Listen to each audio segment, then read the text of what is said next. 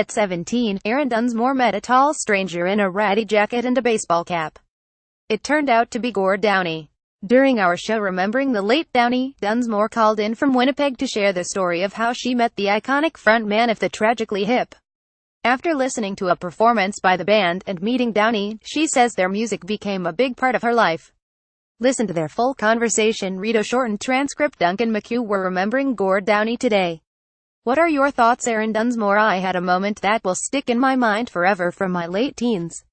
When I was 17 years old, I was part of this choir in Newfoundland, the Newfoundland Symphony Youth Choir.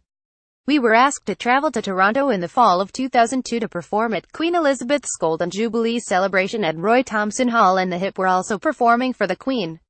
We were a choir of young girls and most were very excited to be sharing the stage with the Tragically Hip, and we were told not to ask for autographs, not to approach them.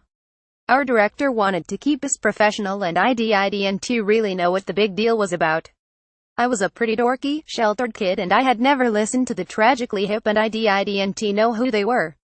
I didn't know who Gord Downie was, but everyone else was super excited. We were on stage leading up to our performance and this man approached me. He was interested in this drum I was holding.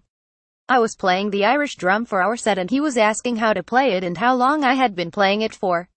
He was just shooting the breeze with me. He was this tall guy, wearing this ratty fleece jacket and a baseball cap, and to be polite, I asked, "So what are you doing here on the show?" thinking he was a stage manager or sound guy. And he said, "Oh, I'm actually a singer with a band, the Tragically Hip." And he was so not precious about it, and I just couldn't believe that I was talking to the person my friends were idolizing, and I didn't know who he was, and I was so embarrassed.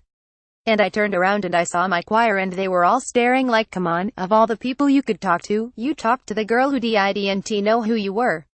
So we played the show and we were privileged enough to get to watch the show and watch the Hip play for the Queen, which was an amazing experience. There was a reception after the event and I got my novelty program and I sought Gord out to get him to sign it. I said, "Mr. Downie, I'm Erin. I'm the girl who didn't know who you were."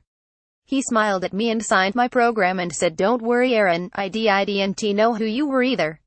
Erin Dunsmore got Gord Downie's autograph at the Queen's Diamond Jubilee in 2002. It reads, "Erin, drum to live. Live to drum." Erin Dunsmore. It was so nice of him. They could have stayed in their room and not interacted with the others in the show, but they were taking the time to be people and talk to other young musicians. It just stood out in my mind what a nice, normal person he was, and that was my gateway into their music and into their ethos. It became a big part of my life afterward.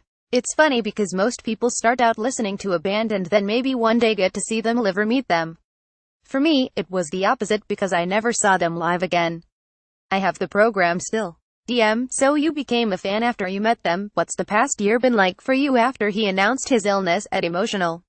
It's amazing how often the subject will come up when you're out with friends, out with people. People would talk about them and the Hip and how they were doing and how they were handling the illness, the tour, and if it was as if they were friends. We all felt like we had a stake in them. We felt so close to them. I feel like it's been part of the discussion in all of Canada, something we've all been talking about. Really remembering and honoring his legacy and recently, his advocacy work towards reconciliation with Canada's Indigenous peoples. Music stays with us in our lives as we go through different phases. I happen to have been working in northern Saskatchewan and Manitoba for the last couple of years, and Gord Downie's advocacy was quite poignant with me at that point. It's funny as you get to be an adult, how music means different things to you. Why did his advocacy speak to you? Erin. At working in the North, I'm meeting a lot of First Nations people and listening to a lot of their stories. Growing up as a Canadian in Newfoundland, I didn't really know a lot about residential schools. I don't remember if I was taught it in schools, but it certainly didn't make an impact with me. It's pretty easy to live in some parts of Canada and not be aware of that history. It's upsettingly easy to not be aware.